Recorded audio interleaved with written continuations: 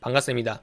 이번 챕터에서는 소자와 소자 사이에 신호를 연결해 줄 수 있는 인터커넥션을 만드는 공정인 메탈라이제이션 프로세스에 대해서 이해해 보도록 하겠습니다. 그중 첫 번째 시간으로서 현재 반도체 칩 양산에 사용되고 있는 카파 기반의 인터커넥션을 만드는 공정인 다마신 프로세스에 대해서 이해해 보도록 하겠습니다. 이 왼쪽에 보시는 사진은 우리가 반도체에서 흔히 레이아웃이라고 불리는 사진이 되겠습니다. 즉 반도체를 위에서 본 탑뷰의 그림이라고 생각하시면 되겠고, 우리가 앞에서 배웠던 포토리소그래피 공정에서 마스크에 다음과 같은 그림을 그려서 노광 공정을 진행을 하게 되겠습니다. 그리고 아래쪽은 이러한 마스크를 이용을 해서 공정을 진행한 다음에 얻게 된 결과물의 단면도를 보여주게 되겠습니다. 지금 보시면은 이렇게 색칠된 영역이 있습니다. 까맣게 색칠된 영역은 지금 디퓨전이라고 쓰여져 있고요. 이 디퓨전 영역은 지금 단면도에서 이 M+로 도핑된 다음 영역을 가리키고 있습니다. 그 다음 폴리실리콘 영역이 다음과 같이 B급 형태로 표현이 되어 있습니다.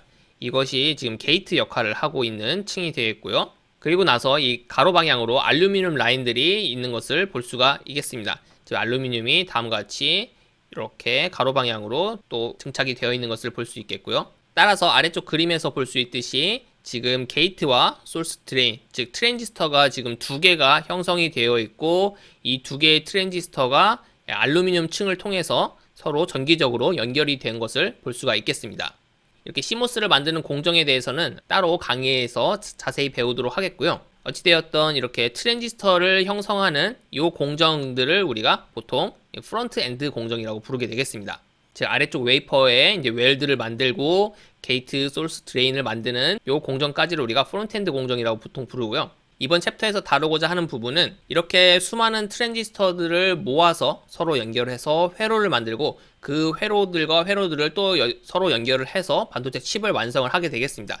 즉 이 트랜지스터 공정이 끝난 이후에 트랜지스터와 회로들을 서로 연결하는 공정이 필요한데요. 이러한 공정을 우리가 메탈라이제이션 공정이라고 부르게 되겠고, 이러한 공정들을 우리가 보통 전체 반도체 칩에서 백엔드 프로세스라고 부르게 되겠습니다. 다시 한번 요약하면요, 우리가 앞에서 배운 공정들을 이용을 해서 이제 트랜지스터들을 만들 수 있겠고, 이러한 수많은 트랜지스터들을 서로 연결해서 회로를 만들고, 그 회로와 회로를 또 전기적으로 연결하는 공정이 필요한데, 그러한 공정을 우리가 메탈라이제이션 공정이라고 부르게 되겠고, 이번 챕터에서는 이 메탈라이제이션 공정에 대해서 배워보는 챕터가 되겠습니다. 우리가 이제 메탈라이제이션 공정을 이해할 때 자주 사용하게 될 용어들이 있는데요. 첫 번째로는 이제 컨택이라는 용어가 되겠습니다. 이 컨택은 지금 이 단면도에서 봤을 때 이 M+ 영역과 알루미늄 영역이 만나는 이 접합 부분을 보통 컨택이라고 부르게 되겠습니다. 이 레이아웃상에서는 작은 네모와 이제 X표로 표현하는 부분들이 이제 컨택이라는 부분이 되겠습니다. 즉 서로 다른 물질들이 서로 접합을 형성을 하는 부분들을 우리가 컨택이라고 부르게 되겠고요. 이러한 컨택들을 통해서 일렉트리컬한 시그널이 들어가고 나가게 되겠습니다. 따라서 이렇게 컨택들을 적절히 잘 연결을 해서 우리가 신호를 주고받는 회로를 만들 수가 있겠죠. 따라서 이렇게 컨택들을 서로 연결한 메탈 금속 라인을 우리가 인터커넥션이라고 부르게 되겠습니다. 그리고 메탈라이제이션이라는 공정 과정은 이러한 인터커넥션을 만드는 공정을 우리가 메탈라이제이션 공정이라고 부르게 되겠습니다. 이 슬라이드에서 보시는 사진은 실제 메탈라이제이션 공정이 이루어진 결과들을 보여주고 있습니다. 왼쪽 사진은 게이트, 소스, 드레인 인터커넥션만 남겨서 그 모습을 사진을 찍은 결과물이 되겠습니다. 즉 앞에 단면도에서 게이트 인터커넥션, 그리고 뭐 소스 드레인을 연결한 인터커넥션 이런 부분들만 남기고 나머지는 다 애칭을 해서 메탈 라인들이 잘 보일 수 있도록 만든 다음에 찍은 사진이 되겠습니다. 보시면은 게이트, 소스, 드레인만 연결했음에도 불구하고 상당히 복잡한 것을 볼 수가 있겠습니다. 이런 식으로 여러 트랜지스터를 서로 적절히 연결을 하여서 우리가 원하는 형태의 회로를 구성을 하게 되겠습니다.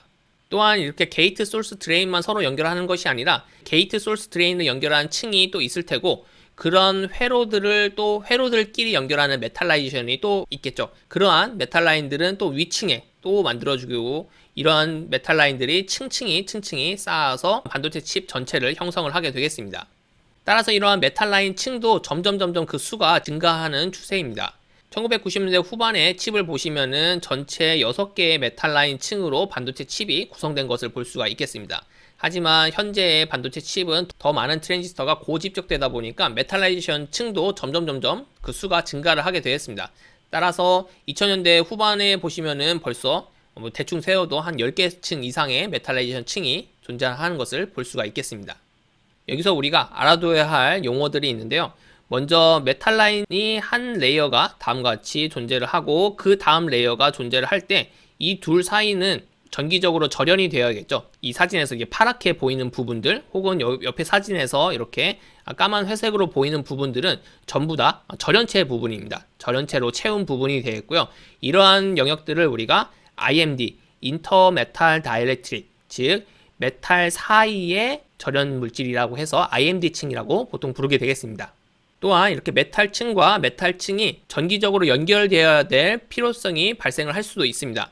따라서 이렇게 세로 방향으로 연결된 부분들이 군데군데 보이는데요. 여기도 보이고 여기도 보이고 이런 부분들을 우리가 비아라고 부르게 되겠습니다. 따라서 다시 한번 요약하면요. 우리가 반도체 칩을 구성을 할 때는 이 소자들과 소자들 사이의 연결 그리고 회로들과 회로들 사이의 연결이 필요합니다. 따라서 소자와 소자들을 연결할 수 있는 혹은 회로와 회로를 연결할 수 있는 이러한 인터커넥션 층들이 존재를 하게 되겠습니다. 이러한 인터커넥션 층들을 형성하는 공정 과정을 우리가 메탈라이제이션 공정이라고 부르게 되겠고요. 이러한 메탈 층들이 단 한 개만 존재하는 것이 아니라 다음과 같이 층층이 존재를 하게 되겠습니다. 따라서 이러한 메탈 층과 층 사이를 서로 절연하는 층이 필요한데요. 이러한 절연층들을 우리가 IMD 층이라고 부르게 되겠고요. 또한 메탈층과 메탈층 사이에 전기적으로 연결이 필요한 부분이 있으면은 그 부분은 전기적으로 연결을 해주게 되는데 이러한 연결 부위를 우리가 비아라고 부르게 되겠습니다. 그렇다면 우리가 공정적인 측면에서 좋은 인터커넥션을 만들려면은 무엇을 고려해야 될까요? 가장 중요한 것은 바로 이 레지스티비티, 비저항이 되겠습니다. 즉 우리가 금속을 이용을 해서 인터커넥션을 만들고 이것을 통해서 전기적인 신호가 전달되는 것이기 때문에 비저항이 낮으면 낮을수록 당연히 볼티지 드랍에 의한 전압 손실이 적어지겠죠. 그리고 저항이 작다는 얘기는 RC 딜레이가 작아진다는 얘기니까 스피드 측면에서도 유리하게 되겠습니다. 즉 가급적 낮은 비저항을 가지는 물질을 사용해서 이러한 인터커넥션을 만드는 것이 중요한 포인트가 되겠습니다. 두 번째로는 긴 시간 사용해도 안정적으로 인터커넥션이 유지가 될 수가 있어야 하겠습니다. 뒤에서 자세히 이 문제에서는 다뤄볼 텐데요. 결국은 이 인터커넥션을 통해서 전기적인 신호가 수없이 오고 갈 것이기 때문에 그렇게 전기적인 신호가 오고 갈 때 물리적으로 화학적으로 그대로 원상태를 유지할 수 있는지가 상당히 중요한 이슈 중에 하나가 되겠습니다. 세 번째 이슈는 이렇게 복잡한 인터커넥션을 우리가 결국은 패터닝 공정을 통해서 만들어 줘야 되기 때문에 패터닝이 쉬운 물질이면은 상대적으로 우리가 사용하기 좋겠죠. 따라서 패터닝이 용이한지도 중요한 이슈가 될 수 있겠고요. 마지막으로 이렇게 반도체 칩을 만들 때 인터커넥션 부분들이 상당히 많은 것을 볼 수가 있겠습니다. 따라서 이렇게 인터커넥션을 구성할 수 있는 물질이 아무리 특성이 좋다 하더라도 값이 너무 비싼 물질이라면은 우리가 반도체 공정에 사용하기가 좀 어렵겠죠. 따라서 인터커넥션에 사용되는 그 물질의 가격도 상당히 중요한 이슈 중에 하나가 되겠습니다. 인터커넥션을 구성하기 위한 적절한 물질을 찾기 위해서 연구자들이 많은 노력을 기울였고 지금 보시는 표에는 각각의 금속 물질의 비저항을 정리한 표가 되겠습니다. 앞에서도 이야기했듯이 비저항 값이 낮으면 낮을수록 신호를 손실 없이 전달하는 데 유리하기 때문에 우리가 비저항 측면에서 보자면은 실버나 카파 그리고 알루미늄, 골드와 같은 물질들이 비저항이 작은 축에 속하는 것을 알 수가 있겠습니다. 따라서 이런 물질들을 실제 인터커넥션에 적용을 해 보았고 각각의 물질들마다 장단점이 존재하였기 때문에 1990년대까지는 알루미늄을 주로 이용을 해서 인터커넥션을 만들었고 1990년도 후반 2000년대에 들어서는 카파를 이용을 해서 인터커넥션을 만들고 있는 상황이 되겠습니다. 다시 한번 요약하면요. 주로 인터커넥션을 만드는 데 사용되는 금속 물질들은 알루미늄, 타이타늄, 텅스텐, 카파, 골드 이 정도가 되겠습니다. 여기서 골드 같은 경우에는 실버와 마찬가지로 치명적인 단점이 있는데 바로 실리콘에 매우 빠르게 디퓨전 한다라는 단점이 있습니다. 즉 우리가 트랜지스터 공정을 마친 이후에 이 인터커넥션을 골드로 구성을 하게 된다면은 이 골드가 바로 이 실리콘을 아주 빠르게 디퓨전하는 성질이 있습니다. 실버도 마찬가지고요. 따라서 이렇게 골드 이온들이 디퓨전 하게 되면은 중간중간에 트랩들을 형성을 하게 됩니다. 이러한 트랩들은 트랜지스터의 성능을 저하시키는데 아주 치명적인 역할을 하게 되겠습니다. 따라서 골드와 실버 같은 물질들은 비저항 측면에서는 나쁘지 않은 선택일 수 있겠으나 실리콘을 매우 빠르게 디퓨전해서 이러한 리콤비네이션 센터 혹은 딥레벨 트랩들을 만들어낸다라는 단점이 있기 때문에 인터커넥션으로는 사용하기 부적절했고요. 또한 실리콘과 실리콘 옥사이드 사이에 어드이전이 좋지가 않습니다.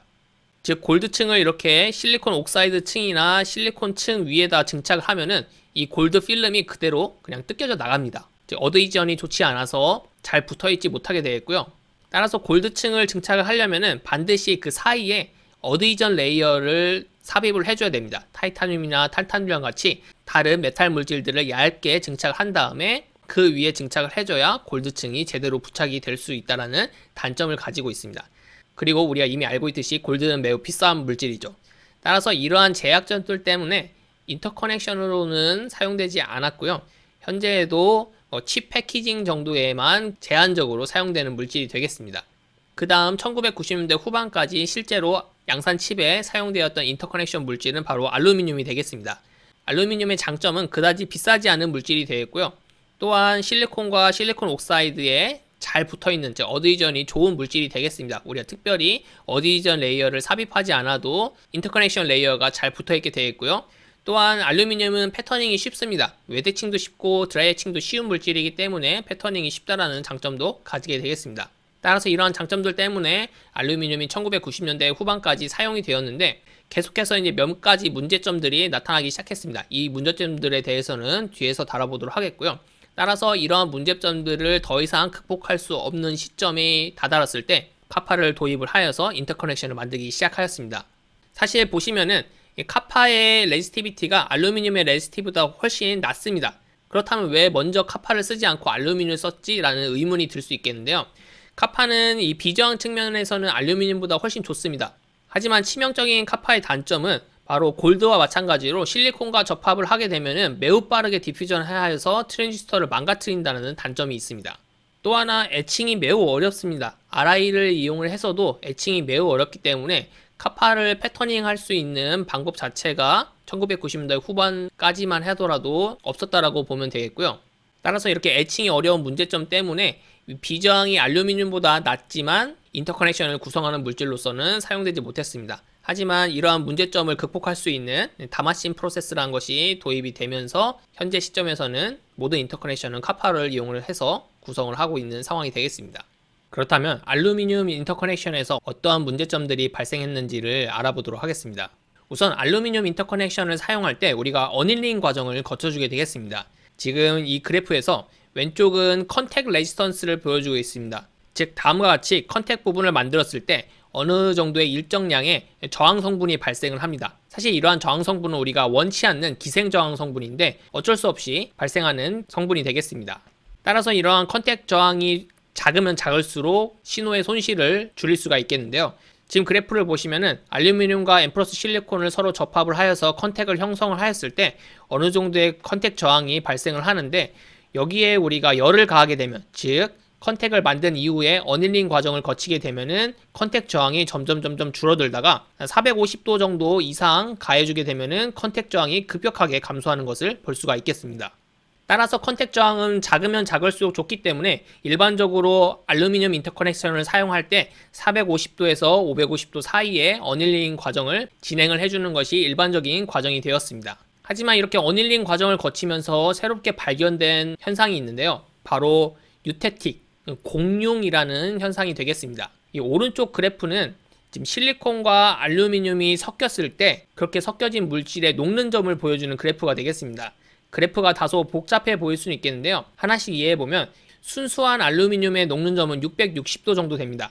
이 지점이 바로 순수한 알루미늄을 뜻하는 지점이 되겠고 그때의 녹는 점이 660.45도라고 적혀있는 것을 볼 수가 있겠습니다. 반대로 실리콘의 녹는 점은 1414도입니다. 여기 실리콘의 함량이 100%라고 표현된 이 끝 지점이 바로 순수한 실리콘을 가리키는 지점이 되겠고요. 이때 녹는 점이 1414도가 되겠습니다. 그 다음 알루미늄과 실리콘이 서로 섞이게 되면은 녹는 점이 이 두 물질의 녹는 점의 중간 지점으로 결정이 되는데 특이하게도 알루미늄과 실리콘의 비율이 다음과 같은 지점이 될 때, 즉 알루미늄이 대략 13%, 14% 정도 섞였을 때 녹는 점이 최소가 됩니다. 이때 녹는 점이 577도밖에 되지 않는 현상이 발생을 하게 되겠습니다. 즉 우리가 알루미늄을 이용해서 인터커넥션을 만든 다음에 어닐링 과정을 보통 450도에서 550도 사이로 진행을 하게 되는데 이러한 열적 에너지가 가해졌을 때 녹는 점이 577도밖에 되지 않기 때문에 알루미늄과 실리콘 그 컨택 부분에서 급격히 녹는 현상이 발생을 하게 되겠습니다. 따라서 결과적으로 이러한 어닐링 과정 속에서 열적 에너지를 계속 받다 보면은 알루미늄과 실리콘 사이의 접합 부분에서 합금이 형성이 되고, 이 합금의 녹는 점이 특별히 낮아지기 때문에 실리콘이 알루미늄 쪽으로 흡수되는 현상이 발생을 하게 되겠습니다. 즉 N+ 영역에 있던 실리콘의 일부가 순간적으로 녹아서 알루미늄 쪽으로 흡수가 돼버리는 상황이 발생할 수 있겠고요. 이렇게 실리콘이 흡수가 된다는 얘기는 알루미늄이 실리콘 쪽으로 치고 들어온다는 뜻이 되겠죠. 따라서 알루미늄이 이렇게 실리콘 쪽으로 급격히 파고드는 부분이 형성이 되겠고, 이러한 부분을 우리가 정션 스파이크라고 부르게 되겠습니다. 이러한 정션 스파이크가 심하면은 N+ 영역을 넘어서까지 알루미늄이 치고 들어갈 수 있겠고요. 따라서 전기적으로 숄트를 발생하거나 혹은 추가적인 리키지 커런트를 발생하기 때문에 회로의 동작을 망가뜨린다거나 회로의 성능을 떨어뜨리는 요인으로서 작용을 하게 되겠습니다. 따라서 이런 정션 스파이크를 해결하기 위한 여러 가지 솔루션들이 개발이 되었는데요. 대표적인 솔루션으로는 이 배리어 레이어를 삽입하는 방법이 있겠습니다. 즉 알루미늄과 실리콘 사이에 어떤 특정한 물질, 예를 들어서 폴리실리콘이나 알루미늄이 아닌 다른 메탈층을 삽입을 하여서 스파이크 현상을 막는 방법을 도입을 하였는데, 사실 이렇게 되면 폴리실리콘이 당연히 알루미늄보다 저항이 크기 때문에 우리가 낮은 비저항 물질을 사용하는 의미가 없어지게 되겠고, 이 메탈도 마찬가지로 알루미늄이 아닌 다른 메탈층을 사용하다 보니까 이 비저항 측면에서 이제 손해를 보게 되겠습니다. 또 다른 방법으로는 이 알루미늄을 증착할 때 1%의 실리콘이 포함된 알루미늄을 증착하는 방법이 있겠습니다. 앞에서 이 왼쪽 부분, 즉 실리콘이 1%만 포함된 이 왼쪽 부분을 확대해서 보면은 이 오른쪽 그래프처럼 그래프가 그려져 있는데, 우리가 실리콘을 1%만 포함을 시키면은 알루미늄과 실리콘 합금의 녹는 점이 대략 600도 정도까지 올라간다는 것을 볼 수가 있겠습니다. 따라서 녹는 점이 이 정도로 높아지면은 어닐링 할 때 사용하는 온도보다는 높기 때문에 정션 스파이크 문제가 다소 완화가 될 수 있겠습니다. 두 번째로 알루미늄 인터커넥션에서 발생했던 문제는 일렉트로 마이그레이션이라는 문제가 있겠습니다. 우리가 알루미늄 인터커넥션에 전압을 인가를 해서 전류를 흘려주게 될 텐데, 이 전류의 값이 매우 크면, 즉 높은 전류가 알루미늄 라인을 타고 흘러가게 되면은 전류의 크기가 크다는 말은 그만큼 전자가 빠르게 이동하고 있다는 뜻이 되기 때문에 이 전자가 가진 모멘텀, 즉 운동량이 크다라고 이해할 수 있겠습니다. 즉 이러한 전자의 고에너지가 알루미늄을 실제로 이동시키는 현상이 발생을 할 수 있겠습니다. 즉 알루미늄 인터커넥션에 높은 전류가 흐르게 되면은 이 높은 전류에 의한 에너지가 알루미늄 원자에 전달이 되어서 알루미늄 원자가 이동을 합니다. 이동을 하게 되면은 그 이동하고 남은 빈자리, 보이드 같이 이렇게 구멍이 뚫리는 현상이 발생을 할 수도 있고요.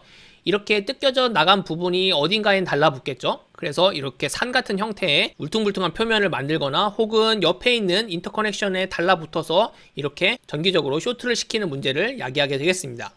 따라서 이러한 일렉트로 마이그레이션을 해결하기 위해서 또 고안해낸 방법이 약간의 무거운 메탈들, 카파와 같이 원자량이 큰 금속 물질을 조금 섞어주게 되면은 일렉트로 마이그레이션 현상을 조금 완화시킬 수 있었고, 따라서 앞에서 실리콘도 적절히 섞어주었고 카파도 살짝 섞은 이러한 특별한 조합비의 인터커넥션을 1990년대 후반까지 사용을 하였습니다.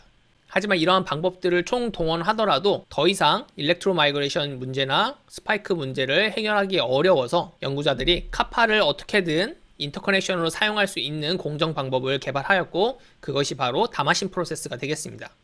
앞에서도 이야기하였듯이 카파라는 물질은 알루미늄보다는 레지스티비티가 작기 때문에 사실 제일 먼저 인터커넥션 물질로서 고려가 되었던 물질입니다.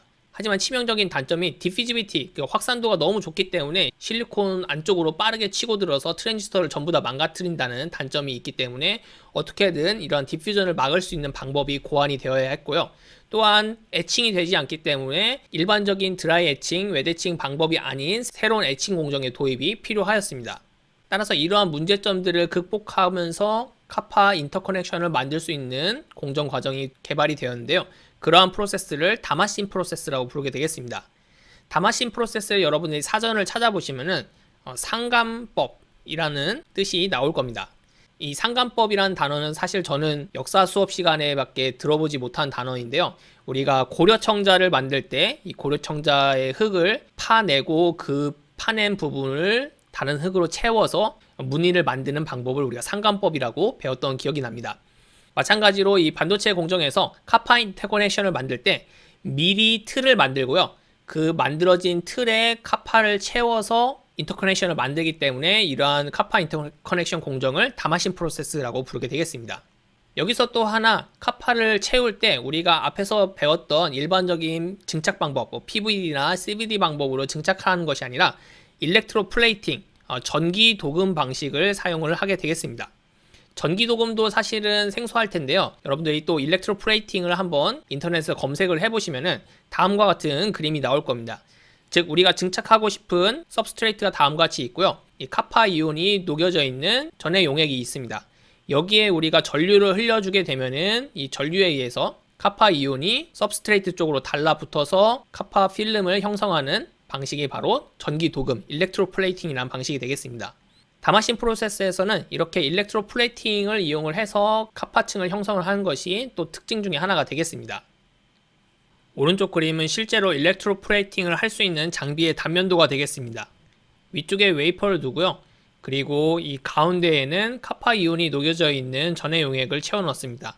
그리고 이 아래쪽 전극과 웨이퍼 사이에 전류를 흘려주면서, 즉 전압을 가해서 전류를 흘려주면서 카파 이온이 웨이퍼 쪽에 층을 형성할 수 있도록 해주는 장비가 바로 일렉트로 플레이팅 장비가 되겠습니다. 그렇다면 조금 더 디테일하게 다마신 프로세스가 어떤 과정을 거쳐서 진행되는지 이해해 보도록 하겠습니다. 먼저 지금 이 회색 부분이 옥사이드 층, 즉 IMD 혹은 ILD라고 불리는 그 옥사이드 층이 되겠습니다. 즉 전원체 층을 우리가 깎아줍니다. 카파를 채우고 싶은 만큼 깎아주게 되어 있고요. 여기에 먼저 배리어 레이어를 증착을 해주게 되겠습니다. 이 배리어 레이어는 보통 금속 물질로 형성을 하고요. 이 배리어 레이어의 역할은 카파가 디퓨전 되는 것을 막아주는 역할을 하게 되겠습니다. 즉 얇게 색칠된 요 영역이 배리어 레이어인데요. 이 배리어 레이어가 있기 때문에 카파 이온들이 옥사이드를 뚫고 들어가서 다른 영역의 트랜지스터를 망가뜨리는 일을 방지를 하게 되겠습니다. 이렇게 배리어 레이어를 증착한 다음에 카파 시드 층을 증착을 하게 되겠습니다. 지금 노란색으로 표현된 이 층이 카파 시드 층이 되어 있고요. 이 카파 시드 층이 하는 역할은 우리가 앞에서 일렉트로 플레이팅을 하려면은 결국 전기를 흘려주어야 하기 때문에 이 전기를 흘려줄 수 있는 그 패스 역할을 하는 부분이 되겠습니다. 따라서 이 시드 층에 우리가 전압을 인가를 해서 전류를 흘려주면서 카파층을 성장을 시키게 되겠습니다. 이렇게까지 완성을 한 다음에 웨이퍼를 전기 도금액에 담궈서 일렉트로 플레이팅을 진행을 하면은 카파층이 다음과 같이 성장을 합니다. 그 다음에 카파를 우리가 에칭할 방법이 없기 때문에 특별히 CMP, 케미컬 메카니컬 폴리싱이라는 공정을 도입을 해서 이 웨이퍼 전체를 매끄럽게 갈아내 줍니다. 이 CMP 공정에 대해서는 우리가 다음 시간에 따로 자세히 배우도록 하겠습니다. 따라서 결과적으로 CMP 공정을 이용을 해서 우리가 이 카파층을 갈아내고 나면은 최종적으로 우리가 원했던 영역에 카파가 채워지는 것을 볼 수가 있겠습니다. 이 과정이 바로 다마신 프로세스가 되겠습니다. 이미 앞에서도 이야기하였듯이 이러한 메탈라이제이션 층은 하나의 층으로만 구성이 되는 것이 아니라 다음과 같이 복잡하게 여러 개의 층으로 구성이 되겠습니다. 오른쪽 사진에서 볼 수 있듯이 이 하나의 메탈라이제이션 층이 존재를 하고 그 위층이 존재를 하고 이 중간중간에는 비하로 연결되는 것을 우리가 이미 앞에서 이야기했었습니다. 따라서 초창기에 다마신 프로세스가 개발이 되었을 때는 이러한 인터커넥션, 메탈층은 카파로 형성을 하고 그 다음에 비하는 텅스텐으로 형성을 하였습니다. 비하는 따로 텅스텐으로 형성했던 이유는 이전 세대에서 알루미늄으로 인터커넥션을 만들 때 비하를 텅스텐으로 보통 만들었었기 때문에 그 공정이 그대로 따라와서 카파 메탈라이제이션 후에 비하는 텅스텐으로 만들던 것이 유지가 되다가 이렇게 별도의 공정으로 진행하는 것보다 이 비하 자체도 카파로 한꺼번에 만들면 편하기 때문에 이러한 인터커넥션을 카파로 만드는 것과 비하를 카파로 채우는 것을 동시에 진행하는 듀얼 다마신 프로세스라는 것이 개발이 되어서 현재는 듀얼 다마신 프로세스를 통해서 비하와 메탈라이제이션 층을 한꺼번에 형성을 하고 있습니다. 가볍게 듀얼 다마신 프로세스에 대해서 이해를 해보면 이 아래쪽에 지금 실리콘 웨이퍼라고 적혀 있는데 이 아래쪽은 꼭 실리콘 웨이퍼일 필요가 없고 이전에 형성된 메탈라이제이션 층이라고 생각을 하시면 더 이해가 쉬울 것 같습니다. 즉 아래쪽에 메탈라이제이션 층이 존재를 하고 있는 상황에서 엣지 스탑을 할 수 있는 실리콘 나이트라이드와 같은 물질을 삽입을 해주고 여기 중간중간에 IMD 층을 형성할 수 있는 절연체 물질을 삽입을 해줍니다. 여기에 첫 번째로 메탈라이제이션에 필요한 영역만을 우리가 포토 공정을 통해서 오픈을 해줍니다. 오픈을 해주고 이 옥사이드 층을 깎아내게 되겠습니다. 여기 엣지 스탑 층이 있기 때문에 우리가 원하는 지점까지 애칭을 할 수 있고요. 두 번째 포토 공정을 통해서 이번에는 BR을 형성할 영역을 오픈을 해주게 되겠습니다. 이렇게 오픈을 한 다음에 타이나이트라이드나 혹은 다른 물질을 이용해서 베리어, 즉 앞에서 이야기했던 카파의 디퓨전을 막을 수 있는 베리어 층을 얇게 형성을 해주고요. 그 다음에 카파 시드 층을 증착을 해주게 되겠습니다. 이렇게 카파 시드 층을 증착한 다음에 일렉트로플레이팅, 전기 도금을 이용을 해서 카파를 쭉 채워주게 되면은 비아 부분과 메탈라이제이션 부분을 한꺼번에 우리가 형성을 할 수 있게 되겠습니다. 이 이후에 앞에서 이야기했던 CMP 공정을 이용을 해서 갈아내게 되면은 메탈라이제이션 부분과 비아 부분을 카파로 정확하게 채울 수가 있게 되겠고요. 이렇게 층층이 비아와 메탈라이제이션 부분을 만드는 것을 단계 진행해 나가면서 현재 반도체 칩의 백엔드 프로세스가 진행이 되겠습니다. 이번 시간에 배운 내용을 요약을 해보면 이렇게 웨이퍼 위에 트랜지스터를 만드는 공정을 우리가 프론트엔드 공정이라고 보통 부르고 그 이후에 트랜지스터와 트랜지스터를 연결하거나 혹은 회로와 회로를 연결할 수 있는 이러한 전기적인 배선들을 만드는 공정을 우리가 백엔드 프로세스라고 부르게 되겠습니다. 1990년대 후반까지는 이러한 전기적인 배선을 알루미늄을 이용해서 그리고 비아는 텅스텐을 이용을 해서 만들었었는데 알루미늄이 가지는 물성적인 한계 때문에 현재는 카파를 이용을 해서 인터커넥션을 만들고 있습니다. 다만 카파는 디퓨지비티가 매우 좋아서 이 트랜지스터를 전부 망가뜨릴 가능성이 매우 높은 물질입니다. 따라서 이 카파의 디퓨전을 막을 수 있는 특별한 방법이 필요했고 또한 카파는 애칭이 되지 않기 때문에 특별한 애칭 방법이 필요하였습니다. 따라서 이 카파의 디퓨전을 막을 수 있는 베리어 레이어를 추가로 삽입을 하였고 또한 CMP라는 특별한 공정을 추가적으로 개발함으로써 현재는 카파를 인터커넥션으로서 사용할 수 있게 되었습니다. 이러한 프로세스를 우리가 다마신 프로세스라고 부르게 되었고요. 현재는 이 인터커넥션 층과 비아를 한꺼번에 카파로 만드는 듀얼 다마신 프로세스를 이용을 해서 이 백엔드 프로세스를 진행을 하는 것이 일반적인 방법이 되겠습니다.